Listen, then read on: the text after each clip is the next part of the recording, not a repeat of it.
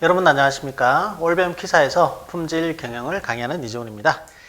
자, 계속해서 보도록 하겠습니다. 정량형 발주형 발주점과 안전재고 버프스탁의 결정이다 이렇게 되어 있죠. 자, 발주점 오더 포인트 이렇게 되어 있고요. 발주점 또는 우리가 발주를 계속 이렇게 해 나가게 되겠죠. 뭐 어떤 시점에 4월 1일, 5월 1일, 6월 1일 이렇게 하든지, 그러면 4월 1일, 4월 30일, 뭐 5월 15일 이렇게 하든지 발주를 하게 되는데, 그런 발주점을 우리가 재주문점이라고 하겠죠. 주문점이죠. 주문점. 자, 기억번 수요율 D와 조달기간 L이 일정한 경우에 발주점이 있을 수 있는데요. OP, 오더 포인트 OP라고 하고요. 조달기간 중에 수요량은 수요율 곱하기 조달기간이다. 박스 치시고, 자, 니은 동그라미. 수요율이 변하고 조달기간이 일정한 경우에는, 자, 세 번째 줄에 보시면 조달기간 중에 평균 수요량 D바 곱하기 L이죠. 그죠? D바 곱하기 L입니다. 자, 디맨드 리드 타임 이렇게 되고, 자, 더하기 안전재고 버프스탁. 안전재고는 뭐 우리가 안전재고를 일정 양만큼 놓아두어야만 할 때가 있습니다. 그죠? 이 안전재고는 밑에 보시면 안전계수 있습니다. Z라고 되어 있는데 이거는 문제에서 줍니다. 곱하기 조달 기간 중에 수요량의 편차 이 말이죠. 편차의 몇 배 이 말이죠. 그죠? 우리 보면은 왜 그 95% 신뢰 구간 구하시오 하면은 뭐 x바 플러스 마이너스 u 1 마이너스 2분의 알파의 루트 n분의 시그마 이런 식으로 해서 플러스 마이너스 뒤쪽을 보면 u 1 마이너스 알파가 일종의 뭐예요? 1 마이너스 표준 편차의 몇 배. 그 뒤에 루트 n분의 시그마는 표준 편차. 표준 편차의 몇 배에 해당하는 것이 u 1 마이너스 2분의 알파죠. 같은 개념의 안전재고가 안전계수가 표준 편차의 몇 배 이 말이고, 뒤에 있는 것은 표준 편차를 뜻하죠. 자, 시그마 L은 1.25MAD다. 즉 1시그마는 1.25매드다. 그렇게 해서 앞쪽에 한번 밑줄 껐던 적이 있는데, 이것도 자체적으로 시험에 나옵니다. 1시그마는 얼마냐 이런 것들, 또는 뭐 매드가 얼마인데 시그마는 얼마냐, 또는 시그마는 얼마인데 매드가 얼마냐, 이런 식으로 간단한 수리에 의해서 나올 수 있는 문제들입니다. 자, 이거 수요일 일정하고 조달기간 L이 변하는 경우가 있어요. 안전재고 B는 Z 곱하기 D 곱하기 시그마다. 이렇게 한번 요것도 박스 치고 한번 보시도록 하시고. 자, 4번 방갈로 경제적 생산량 ELS의 결정. 경제적 생산량은 경제적 생산 로트의 크기 ELS를 말한다. 즉, 이코노미 lot 사이즈를 말한다. 로트 사이즈를 말한다. EPQ라고도 한다. EPQ. 역시 박스 치시고요. 용어입니다. 용어. EPQ는 Economic Production Quantity라고 한다. 되겠죠? 그래서 2번 동그라미 보시면 경제적 생산 로트의 크기 QO는 ELS는 EPQ라고 하고, 자, 이게 앞에 보시면은 QO는 어떻게 되어 있어요? QO는 루트 CH분의 EDCP 이렇게 되는데, 요거 대신 P 곱하기 I가 들어갈 수도 있죠. 그죠? 근데 지금은 D와 P가 작용하는 경우죠. 그래서 1-P분의 D. 자, 여기서 P가 뭐라고 했어요? 여기서 P가 생산율이죠. 생산율, 뭐, 프로덕트는 이렇게 되겠고, D는 수요율, 디맨드 이렇게 되니까 수요율, 요게 이제 생산율입니다. 생산율, 수요율 이렇게 되고, 이게 없으면 그냥 CH만 있으면 되는데, Q에서, 자, 생산율과 수요율이 주어졌을 경우에 공식이 되겠죠. 역시 자, CH 대신 P 곱하기 I가 들어갈 수 있다. 보시면 되겠습니다. 기억번 동그라미 적정 연간 관계 총 비용. 그러면 이 공식, 그 다음에 옆에 뒤에 이 PI가 들어가는 공식, 그런 것도 박스 치셔야 됩니다. 그 뒤에 또 뭐 EOQ 곱하기 루트 P 마이너스 D분의 P. 이것도 박스를 치시고. 기억번 적정 연관관계 총비의 TICO O가 들어가면 적정하다 이 말이죠. 가장 알맞은 루트 EDCP CH 갈라로 1-P분의 D 또는 루트 EDCP CH 대신 P 곱하기 I 갈라로 1-P분의 D가 들어갔다. 그거까지는 보시도록 하겠습니다. 자, 5번 정량 발주 시스템의 적용 시 장점. 일정량 발주가 가능하고 발주 비용을 아낄 수 있다. 이런 내용들. 수요 변동이 적은 품목에 적합합니다. 수요 변동이 작은 품목에 적합하고 수요 예측이 곤란한 경우에 적용할 수 있다. 자, 2번 전기형 발주형 시스템. 전기. 자, 이것은 Q가 일정한 것이 아니라 기간이 일정합니다. 기간. 그래서 여러분들 이 그림 보시면 밑에 T1, 뭐 T2 이렇게 해서 기간이 딱딱 일정하죠. 그죠? 기간이 일정하죠. 자, 그것이 전기 발주형 시스템입니다. 자, 1번 일정 기간이 되면 부정량을 발주하는 양이 일정하지 않다는 거예요. 그런 시스템을 말하고, 자, 발주량 Q는 최대 재고량에서 현재 재고량 빼고 발주분의 입주 예정 입고량이 있습니다. 그죠? 예정 입고량. 그러니까 뭐냐면 최대 재고량에서 현 재고량이 있겠죠. 빼고 우리가 이미 발주해서 지금 오고 있는 거, 딜리버리 되고 있는 거 있죠. 그걸 빼자는 이야기죠. 자, 어쨌든 그런 개념이고요. 3번 반갈로 적정 발주 주기 봅니다. 다 박스 칩니다. 3번 반갈로는 다 박스 치시는데 수요량분의 경제적 발주량 곱하기 연중 영업일 또는 D분의 1 루트 CH분의 2DCP 곱하기 연중 영업일 또는 루트 D 곱하기 CH분의 2CP 곱하기 연중 영업일이다. 발주 주기는 D분의 Q다. 그죠? 똑같죠? 평균 재고량도 개념이 같아. 2분의 평균 발주량 곱하기 안전 재고다. 전기 발주 시스템 장점 및 적합한 품목. 주기적으로 조달돼야 된다. 주기적으로 조달돼야 되는 품목. 그 다음에 여러 물품을 동일 공급자로부터 조달받는 경우. 계속 실사가 필요 없는 저가품. 못이라든지 와샤라든지 이런 거. 자, 그다음 실사 간격 및 발주 간격이 짧은 품목.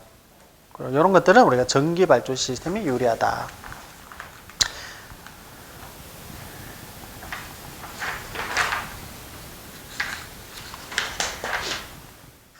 자, 장점. 계속적인 재고 기록 유지가 불필요하고 계획적인 재고 보충을 할 수 있다. 단점은 안전 재고 수준이 정량 발주 시스템보다도 높다. 이렇게 됩니다. 자, 정량 발주 시스템과 전기 발주 시스템의 비교. 자, 뭐 전체적으로 앞에 했던 거 전체적으로 내용하는 거니까 요거는 뭐 여러분들한테 맡기고 넘어갈게요. 3번 종속 수요품의 재고 관리. 종속 수요품의 재고 관리는 요거 역시 약간 좀 독립수요품에 관한 그 발주보다도 약간 덜 중요하다 볼 수 있는데 1번 MRP 자재 소요 계획이죠. 자재 소요 계획 시스템. Material Requirement Planning. 자, MRP 개요. IBM의 어럭키가 개발하였다. 밑줄 꺼놔 놓으시고 기업번 동그라미 제일 끝에 가시면 이후 제조자원계획 MRP2라고 되어 있는데 이걸로 발전하게 되었다. 우리 그 산업공학과에서 그 생산 시스템에 보면 뭐 내용이 나오는 내용들이에요. 사실 다 대부분 거기서 나오는 내용들 발췌한 거죠. 니언번 MRP 시스템을 종속 수요품의 재고 관리에 적용할 때 유리한 점. 자, 읽어봅니다. A, B, C, D, E, F. 종속 수요품 각각에 대하여 수요 예측을 별도로 할 필요가 없고 공정품 및 종속 수요품 평균 재고가 감소되며 부품 및 자재 부족 현상이 최소화 된다. F 적정한 납기 이행이 된다. 자, 2번 MRP 시스템 입력 MPS 밤 재고 기록철이 있습니다. 자, 여기에서요. 요거는 별표 하나 하시죠. MRP 시스템 입력에 포함되지 않는 것에 대해서 시험 자주 나옵니다. MPS는 대일정 계획, 마스터 플래닝 스케줄. 밤은 밤 자체로도 시험 나옵니다. 자, 비ll of material이라고 그래서 자재 명세서, 즉 제품 하나당 어떤 자재가 들어가는지 그것이 밤입니다. 디귿번 재고 기록철은 inventory record file이라고 그래서 자재 품목별 재고 현황과 조달 기간을 나타냅니다. 자, MRP 시스템 입력이 아닌 것은 이렇게 나옵니다. 3번 동그라미 발주점 방식과의 차이. 자, MRP 방식은 종속 시스템이고 정량 발주의 시스템은 독립수요품에 대한 겁니다. 자, 4번 동그라미 MRP 시스템 적용 효과, 재고 감소, 고객 서비스 향상 좋은 거 다 했습니다. 그죠? 좋은 거 다 했습니다. 자, 2번 방글로 즉시 생산 시스템. 전체적으로 시험 잘 나옵니다. 별표 2개 하시고요. 2번 방갈로 자체를 별표 2개 하시고. 자, 즉시 생산 시스템에는 안에 있는 여러 가지 그 키워드들이 있습니다. 풀 생산 방식, 또 다음에 U자형 뭐 배치, 또 다음에 뭐 다기능공, 그 다음에 뭐 또 뭐가 있을까요? 도요다 생산 방식, 린 생산 방식, 이런 그 단위들이 굉장히 좀 많거든요. 자, 1번 도요타 생산 방식. 도요타 생산 방식을 린 생산 시스템이라고도 하며 소로트 생산 공항은 다품종 소량 생산 체제 및 최소의 재고를 지향합니다. 궁극적으로는 제로입니다. 제로. 자, just in time은 결국은 가장 알맞은 적시에 적자는 이 적자입니다. 적시에 자, 뭔가 재고를 뭐 우리가 생산을 하자 이 말이에요. 생산을. 그래서 재고를 제로로 하자 이 말이거든요. 자, 니 한번 도요타 생산 방식이 제거하려는 7가지 낭비가 뭐가 있느냐. 7가지 낭비 동그라미 칩니다. 분량의 낭비, 재고의 낭비, 과잉 생산의 낭비, 가공의 낭비, 동작의 낭비, 운반의 낭비, 대기의 낭비. 자, 디귿번 지트 방식이 추구하는 수단. 자, 간판. 그죠? 아까 조금 전에 이야기했다시피 간판 시스템, 칸반이라고 하는데 간판. 일본 사람들은 칸반, 우리는 간판 이렇게 얘기하죠. 그죠? 간판, 뭐 간판이라고 해서 큰 이런 간판이 아니라 어떤 뭐 롯데가 있으면 그 롯데에다가 요렇게 해서 그 일종의 그 딱지 비슷한 거 있잖아요. 딱지, 그죠? 그래서 뭐 어디에서 어디로 뭐 지금 뭐 물자가 흘러가고 뭐 여기에는 이 롯데에는 몇 개의 제품이 담겨져 있으며 일자는 무엇이며 이렇게 해서 이 간판을 딱 보면 아, 이 롯데에 대한 정보를 알 수 있는 거, 그것이 이제 간판 방식이죠. B번 생산 및 작업의 평준화, 생산 준비 시간의 단축, 뭐 생산 및 작업의 평준화라고 해서 이렇게 U자형 배치 이런 것들도 있었고, 그죠? 풀 생산 방식은 뭐냐 하면, 자, 예를 들어서 여기에서 뭔가 만들어냈어요. 여기서 뭔가 만들어내면 푸시, 다음 작업자한테 이렇게 푸시 주는 것이 아니라 여기 있는 사람이 이게 첫 공정이 뒷공정이죠. 앞 공정, 뒷공정이라 할 때 뒷공정에 있는 사람이 다 된 거 있으면 그냥 잡아 당겨와서 내가 그냥 작업하는 경우입니다. 앞 공정에 있는 사람이 다 되면 밀어서 이렇게 주는 방식, 푸시 방식이 아닌 풀 방식이다. 풀. 잡아 당겨 가져와서 뭐 간판 보고 아 어떻게 내가 작업하면 되겠네. 그런 이야기죠. 자, 이런 어떤 단어들이 많이 나오죠. 설비 배치와 다기능공 제도, 다기능공. 얘는 어떻습니까? 요렇게 U자형 배치라고 그래서 요거 작업 요런 것들이 뺑글뺑글 돌아가면서 할 수 있다고 제가 말씀드렸죠. 그죠? 다기능공입니다. 다기능공. 자, 2번 동그라미 지트 방식에 사용되는 구성요소 기억번 간판 방식. 자, 간판 방식 자체도 중요한데 별표 하나 하시고요. 간판 생산 방식이란 부품을 사용하는 2차적 작업장이 별도로 요구할 때까지 부품을 공급하는 1차적 작업장에서는 어떠한 부품도 생산해서는 안 되는 방식이다. 여기가 필요하면 여기서는 어떤 것도 하면 안 돼요. 그래서 풀 방식이죠. 그죠? 이를 당기기 방식이라고 하고 여기서 간판은 작업 지시표 내지 이동표를 말한다. 간판 운영의 규칙, 간판의 부품을 인수한다. 간판의 부품을 생산한다. 이런 것들입니다. 간판 복구한다 이 말이죠. 니은번 생산의 평준화, 디귿번 소로트 생산 방식을 한다. 리얼번 다기능공을 양성해. 다기능공. 소수인화가 가능한 생산 시스템. 소수인. 사람을 많이 들리는 것이 아니라 소수인이 다기능이 가능한 겁니다. 이것도 시험 잘 나옵니다. 자, 3번 지트 시스템의 단점. 장점. 수요 변화에 신속하게 반응한다. just in time. 즉시 생산 방식이니까 그렇죠. 자, 다음 재고 수준을 현저히 낮춘다. 그렇습니다. 준비 시간과 생산 소요 시간 단축한다. 좋은 말 다 있죠. 문제 해결에 작업자 스스로 참여한다. 설비 이용 효율이 높고 소수인화가 가능하다. 단점, 공급자의 부품 조달이 늦어질 경우 생산에 지장이 크며 근로자에게 과다한 노동을 강요할 수가 없다. 자, 그 지트 시스템 장단점 별표 한 개 하시고 1차에서 나옵니다. 자, 그 다음 4번 발주점 방식. 자, 정량 발주 시스템과의 비교. 이것도 별표 한 개. 자, 지트 시스템 풀 방식인데 MRP 방식은 푸시 방식이다. 낭비 제고다. 눈으로 보는 관리다. 간판의 도착순이다. 100% 적합품 추구한다. 반복적인 생산이다. 비해서 MRP 방식은 계획 통제, 컴퓨터로 처리되고 작업 배정 순서이고 약간의 부족함을 인정하고 비반복적인 생산을 한다. 자, 4번 양쪽 관리 ABC 관리 방식 독립수요품에 해당합니다. ABC. 자, 이거 뭐 여러분들 80대 20의 법칙 아시나요? 80대 20의 법칙? 자, 우리 회사가 모자 회사야. 모자를 판매하는 뭐 소매점입니다. 모자를 뭐 100가지 들려놨어요. 근데 이 중에 잘 나가는 건 한 20%입니다. 20%가 잘 나가고 80%는 그냥 곁다리죠. 곁다리. 그죠? 이처럼 우리 회사의 한 20%가 결국은 매출액의 80%를 차지한다는 것이죠. 반대로 나머지 80%는 매출액 20% 정도밖에 안 된다는 그런 의미죠. 그죠? 8대2의 법칙. 또는 여러분들 어떤 모임이나 회를 결성하게 되면 한 20%는 열심히 그 회를 끌어가기 위해서 하죠. 나머지 80%는 그냥 빈둥빈둥, 번쩍만쩍, 억지로. 그죠? 뭐 이런 식이죠. 항상 80대 20의 법칙이 이제 적용하게 되는데, 자, 이 ABC 관리 방식도 마찬가지죠. 그래서 우리가 P가 있고, 프로덕트, 퀀티티가 있다.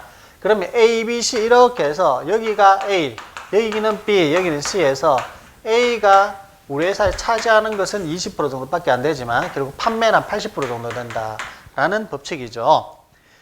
자, 2번 동그라미 A, B, C 등급의 분류기준 표가 있습니다. A, B, C. 자, 내용 고가치품.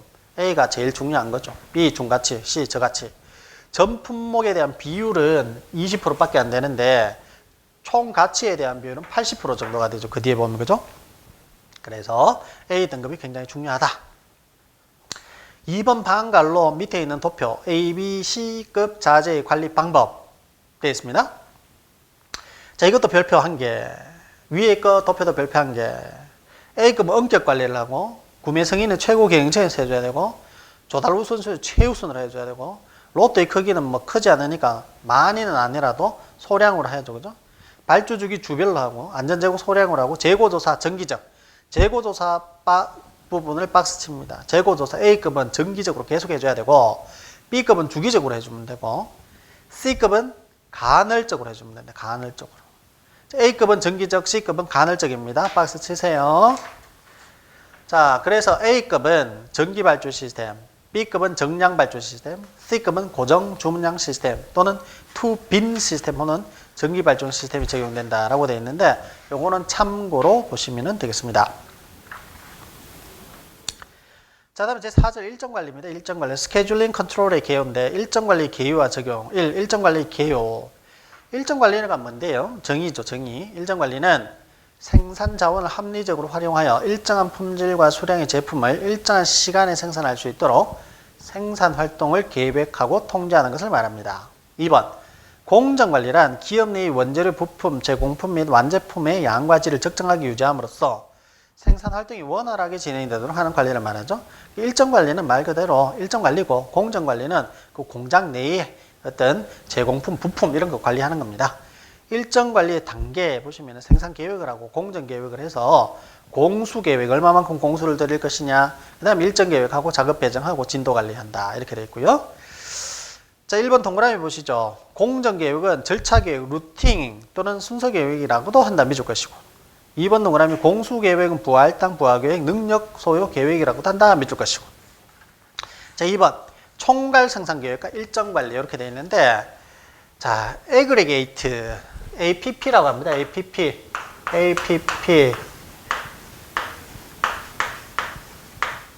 자, 애그리게이트 프로덕션 그다음에 APP 뭐다?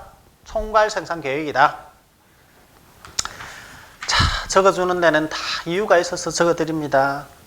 APP 시험에서 APP 총괄 생산 계획 이렇게 문제를 묻지 않고 APP의 뭐 장점인 것은 아닌 것은 이렇게 나와요. APP 자, 들어주셔야 됩니다. 자, 총괄 생산 계획 1번 개요. 미래 약 1년간의 수요를 충족하기 위해서 월별로 생산 수준, 재고 수준, 외주 수준 1년간, 거의 한 1년간이죠. 총괄 생산 계획이 한 1년간의 수요를 충족시키기 위해서 생산 수준, 재고 수준, 외주 수준, 고용 수준 등의 결정을 하는 중장기적인 계획이다. 총괄 생산 계획의 결과물은 생산 수량 계획, 품종 계획, 일정 계획으로 나타난다. 2번 총괄 생산 계획을 위한 기법. 자, 종류 3가지 있습니다. 밑줄 거요. 도시법, 수리적 모형, 휴리스틱 기법 이렇게 있고 자, 도시법은 뭐 도표 그림 하면 끝이고요. 2번에 수리법은 선형 리니어 프로그래밍, 수속 모형, 선형 결정 규칙 이런 것들 전부 다가 이제 어디서 나오냐면은 우리가 아까 이야기했던 그 OR에서 나오죠. OR. 그다음 3번에 휴리스틱 기법. 경영 개수법 탐색 결정 규칙 있다. 종류만 봅시다. 종류만. OR을 우리가 다 배우기는 엄청 많죠. 그래서 이건 종류만 보고 넘어가겠습니다. 안에 들어가면 내용이 너무 많아서 이거는 보기 힘듭니다. 자, 2번 일정 계획. 1번 일정 계획의 단계. 1번 대일정 계획. 자, 마스터 프로덕션 스케줄 해서 MPS라고 한다 박스 치시고, 자, 이것을 우리가 주일정 계획이라고 합니다. 마스터니까 주요하다 해서 주요한 일정 계획, 주일정 계획이라고도 하고, 대일정 계획, 기본 일정 계획이라 하며, 수주에서 주차 있죠, 그죠? 1주, 2주, 3주. 수주에서 출하까지, 죄송합니다. 수주. 뭔가를 받아내서 오다를 따는 거죠. 수주에서 출하까지 일정 계획 및 제품별 시작일과 완성일을 결정하는 것이고, 중일정 계획은 오퍼레이션 스케줄링이라고 해서 각 작업 공정별로 시작일과 완성일을 정하는 것이고, 세부 일정 계획, 소일정 계획이라고 한다. 이렇게 되어 있죠. 일정 계획의 단계가 대일정 계획, 중일정 계획, 세부 일정 계획이 있다. 자, 그렇게 좀 봐두셔야 되겠습니다. 자, 그래서 일정 관리는요, 요 정도까지 우리가 한번 보시는 걸로 하시고, 그래서 그 지금 시간에도 우리가 뭘 봤죠? 그 정량형 발주, 그 다음에 뭐 전기형 발주 시스템, 그 다음에 MRP 자재 소요 계획 시스템, JIT 생산 시스템, 이런 것도 시험 잘 나오거든요. 간판 방식, 풀 방식, U자형 배치, 그 다음에 뭐 ABC 관리 방식은 뭐 많이는 안 나오는데 개념만 좀 알고 계시면 돼요. 80대 20의 법칙에 의해서 뭐 A가 한 20% 작용하고 나머지 80% 효과를 가지고 있다. 이렇게 되는 것이고, 일정 관리 같은 경우는 우리가 아직도 덜 배웠으니까 일정 관리는 더 넘어가면서 어떻게 된다. 근데 크기는 있었죠. 대일정 계획, 중일정 계획, 세부 일정 계획 이렇게 이제 나누어진다라는 것이 있었습니다. 그리고 칠판에 적었던 APP, Aggregate Production Planning 같은 경우는 영어 자체를 또 알아둬야 되는 경우가 있다라는 것이죠. 그래서 시험이 이제 보면 자꾸 이제 분석을 하다 보면 어떤 용어를 자주 사용하는 용어가 있겠죠. 그죠? 그 용어를 사실 이제 써줘야 되겠죠.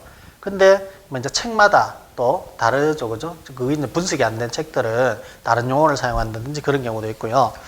근데 뭐 그 이 품질 경영 자체는 워낙 이제 표준화되어 있다 보니까 아주 심하진 않습니다. 거의 비슷비슷한 기호, 용어, 단어 이런 것들을 쓰죠.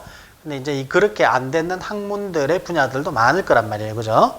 그래서 우리가 국가기술자격시험은 한 570여 종의 종류가 있습니다. 품질경영, 화약류, 산업안전. 여러분들 품질경영 따고 나면은 보통 따는 게 산업안전기사 이런 거 따잖아요. 그죠? 뭐 심지어는 인간공학기사 이런 것도 따고 그렇게 하실 텐데, 그 자격증을 따고 하다 보면은 이제 요령이 늡니다. 요령이 늘어요. 사실 좀 처음이 어려워서 그렇지 한두 개 자격증을 따면 뒤쪽으로 쉽고요. 품질경영 같은 경우는 관리 기술사가 있죠. 기술사. 근데 이 기술사를 쳐주는 것도 있지만, 자, 예를 들어서 이렇게 표현을 하겠습니다. 품질 파트의 기술사는 그럼 꼭 필요하냐? 제가 볼 때는 몇몇 회사를 빼고는 기술사는 오히려 가지고 있으면 오히려 부담으로 느껴서 취업이 오히려 안 되는 경우가 더 많습니다. 그렇다고 해서 무슨 뭐 건축사, 우리 건축 시공기술사, 뭐 토목 시공기술사, 건축사 이런 것처럼 그 자격증 하나만 있으면은 어떤 뭐 대행 업체를 차린다든지 환경기술사 뭐 이런 것들도 마찬가지고요. 화약류 관리기술사 이런 것도 마찬가지고, 권한 자체가 굉장히 기술사한테 많아서 내가 그거 하나만 가지고 사업을 할 수 있는 것 같으면은 이 품질관리기술사를 따면 좋은데, 품질관리기술사는 그렇지는 못하죠. 그죠? 취업용이나 어떤 회사 내에서 필요해서 이제 따게 되는데 기술사까지는 필요가 없다는 이야기죠. 근데 그것에 비해서 뭐 화약류 관리기술사, 뭐 건축사, 또 그다음에 무슨 뭐 우리가 뭐 소방관리기술사, 소방관리사 이런 것들은 이제 자격증 자체가 있으면은 어떤 사업 수주를, 여기 수주 나왔다시피 수주를 할 수 있고 내가 도장 찍어야지 뭔가 이렇게 일이 진행되는 경우가 있거든요. 그런 기술사는 사실 뭐 우리가 따면은 효율성도 좋고 효과도 좋지만 품질은 그렇지는 않습니다. 그래서 기사사, 품질 경영 기사와 산업기사도 크게 이게 차이가 없다는 것이죠. 가지고 있는 놈과 가지고 있지 않는 놈, 그렇게 이제 차이가 되는 것이죠. 자, 물론 회사마다 또 차이가 있습니다. 뭐 기술사 있으면은 뭐 우리가 자격증 수당을 훨씬 더 많이 준다든지 그런 경우도 있겠지만, 다른 데 비해서는 보다 더 우리가 그런 어떤 그 수직적인 어떤 차별이 덜하다. 이렇게 볼 수 있는 것이죠. 자, 어쨌든 여기까지 하도록 하고 우리 다음 시간에 또 뵙도록 하겠습니다. 수고 많으셨습니다.